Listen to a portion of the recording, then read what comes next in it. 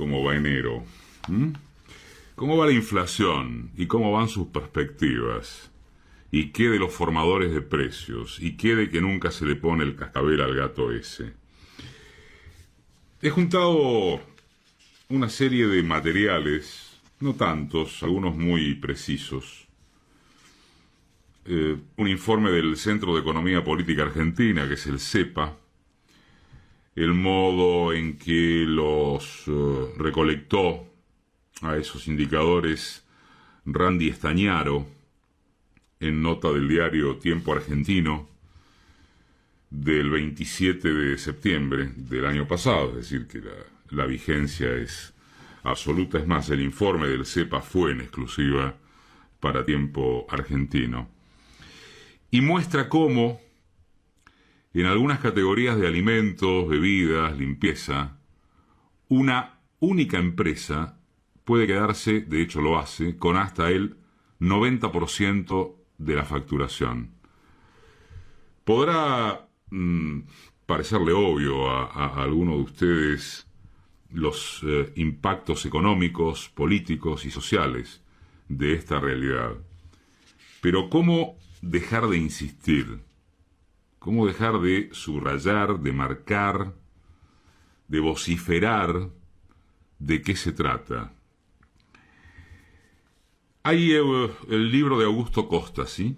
Augusto fue el secretario de Comercio Interior entre 2013 y el final del segundo mandato de Cristina Fernández. El libro es Todo precio es político.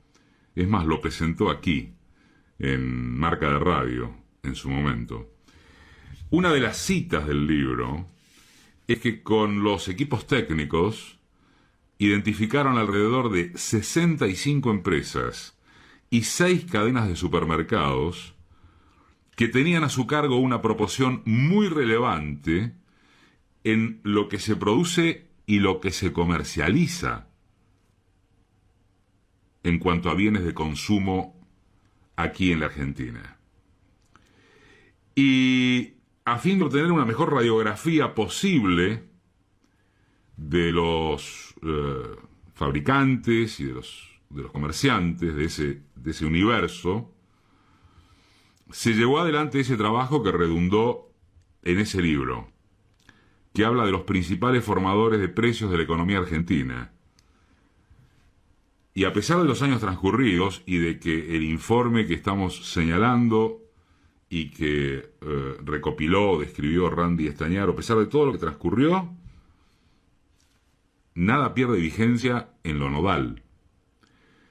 Porque 7 años después, el panorama que pusieron al descubierto las pesquisas de los colaboradores de Costa, en un sentido sigue totalmente vigente, ni siquiera con alguna cortapisa, con alguna barrera o prevención que hubiera que tener frente a algún dato.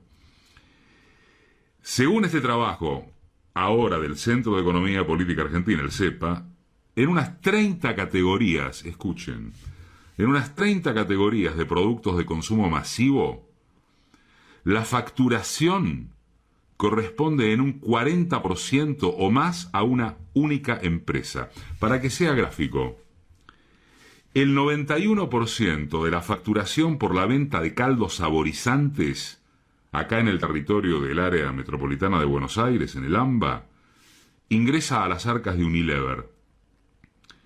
Del mismo modo, el 89% de la facturación por venta de repelentes en el AMBA es de Johnson & Son, que lo consigue a través de sus diversas marcas. Es decir, es un listado exclusivo del que participan muy pocas y grandes empresas, claro está, y la persistencia de esta realidad, muestra las dificultades políticas que enfrenta cualquier gobierno que pretenda regularlas. De ahí que sin una clara voluntad del Estado en intervenir y generar un contrapeso, yo agregaría aquí intervención del Estado y de los actores de la economía popular a los que el Estado debe favorecer. Estamos hablando de los pequeños agricultores, de los pequeños chacareros, de los pequeños productores. Bueno, claro, las empresas se sienten en libertad de imponer sus condiciones. Y allí están las consecuencias en el bolsillo de la población, y especialmente de la más vulnerable, que es, después vemos cifras, la que más gasta de sus ingresos en estos productos. Cuando se analiza al grupo de empresas que dominan totalmente sus categorías de productos de consumo masivo, salta a la vista que los nombres se repiten. El cuadro descriptivo muestra algunos de los datos como los que acabamos de señalar sobre caldos saborizantes, repelentes, pero también hablamos del 75% de las gaseosas en manos de Coca-Cola, Quilmes concentrando el 71% de la producción de cerveza, Molinos el 73% de la fabricación de fideos, Danone el 77% de los yogures y el 70% de los postres, Unilever el 77% de los suavizantes. En fin, ¿para qué abundar en lo que queda claro por sí solo, ¿no? Se observa una recurrencia de estas empresas en varias categorías. Para las grandes empresas es importante señalar, no se trata solo de participar en las categorías que dominan, porque según también este informe, participan en otros rubros en los que no tienen una posición dominante, pero sí importante. Unilever, por caso, tiene presencia en 12 categorías y domina en 6. Arcor tiene presencia en 9. Molinos en 8. Procter & Gamble en 6. El mercado de consumo masivo está particularmente concentrado respecto de otros mercados. Esto lo observa el economista Juan Pablo Costa del CEPA y resalta cómo el mercado de los consumidores tiene las manos atadas. Uno no puede dejar de comprar alimentos y productos de limpieza. Puede sí cambiar de marca o de fabricante por cuestiones de precios o de gustos, o eventualmente dejar de consumir algún producto. Pero más allá de esas estrategias de consumo, hay inelasticidad.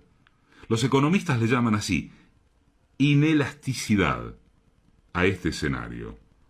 Si de un lado los consumidores no pueden escapar al gran corral del consumo masivo, del otro, los empresarios saben que tienen un enorme mercado a su disposición. Hay debate entre las distintas escuelas económicas que teorizan sobre la economía moderna, por supuesto que hay debate, pero todas las escuelas económicas coinciden con que la concentración de la producción, es decir, los monopolios u oligopolios, son perniciosos para la marcha de la economía. En eso no hay debate. Respecto de eso, hay unanimidad. La concentración implica mayor discrecionalidad en cómo se fijan los precios por parte de esas empresas. En los mercados concentrados, los precios no se fijan de manera competitiva. Son discrecionales, el verso de la competencia. ¿Qué competencia? Las empresas ponen el precio que quieren, no hay competencia. El consumidor, con una experiencia completa en la escuela de la góndola, sabe cómo funciona esto, o que algo de esto hay. Veremos justamente cómo funciona la ley de góndolas. Un caso registrado en Todo precio es político, el libro de Costa, lo muestra con claridad, cuando en los primeros días de enero del 2014 se negociaban las últimas líneas de precios cuidados, las empresas que producían los alimentos, las bebidas, los artículos de tocador y limpieza, el consumo masivo, provocaron una estampida. Y la especulación de muchas de esas empresas durante las semanas previas había impactado de lleno en el poder adquisitivo de las familias. Y a pesar de eso, se seguían sentando en la mesa de negociaciones, claro. El control sobre los precios impacta también en la inflación. Y hay que decir que la concentración no es su causa unívoca. Puede ser un factor adicional muy determinante y tiene caminos muy variados. De un lado, el impacto directo en los precios que eleva, del otro, influye en los márgenes de rentabilidad de los eslabones de las cadenas productivas. La cosa es que la alta concentración consolida a los grandes grupos económicos con fuerza de mercado, pero, y esto es lo también resaltable, como lo indica el informe del CEPA, tienen una capacidad de presión, más allá incluso de las condiciones de mercado, sobre las políticas económicas en general. Bueno, las grandes empresas no están acostumbradas a que les revisen su posición dominante. Y los datos sobre esa realidad están guardados, están lejos de la mirada de los consumidores y el conjunto de la población. Y yo agregaría, permítanme, bien lejos de que se publiquen, de que se difundan, de que se conozcan. A ver, cuéntenme en cuántos programas de radio o en qué medios y cuándo ustedes acceden a esta información. ¿Cuánto se insiste con esto? Los grandes fabricantes tienen una pelea propia con las grandes cadenas de supermercados. Bueno, esto también es cierto, hay una pelea permanente por la renta. Son componentes del escenario que no modifica el fondo de la cuestión. Y lo cierto es que los últimos datos consisten en que la concentración en cómo se producen bienes se acentúa. Se va cada vez más hacia una mayor concentración. Hay algunos elementos que son contratendencia. Por ejemplo, en los 90 se acentuó la concentración con la venta al extranjero de grandes empresas nacionales, ¿se acuerdan? Bagley y Terrabusi, y otras, porque se transnacionalizaba la economía. Pero después viene la crisis de 2001-2002 y surgen las marcas blancas, las marcas de los supermercados, en donde en muchos casos los productores son pymes. En ese momento se produce un crecimiento en la cantidad de oferentes del mercado y eso genera una contratendencia. Pero a pesar de eso, hay un aumento de la concentración. Termino con los últimos datos en torno del gasto de los hogares, establecido también por el INDEC. Los hogares de muy bajo clima educativo, así se denomina técnicamente, aclaro, destinan el 36% de su gasto a alimentos. Los hogares con clima educativo medio destinan el 22,7%. Los hogares de clima educativo alto solo gastan en alimentos el 14,8% del total de sus erogaciones. Queda claro entonces de qué manera impacta esto que hemos descrito, que hemos recordado, que hemos subrayado, cómo impacta notablemente en los hogares de menores ingresos. En definitiva, no hablamos de otra cosa que no sea que la concentración acentúa la pobreza de los más pobres. Este vuelve a ser uno de los enormes desafíos de este año, con o sin pandemia, uno de los grandes desafíos. Esto es Marca de Radio.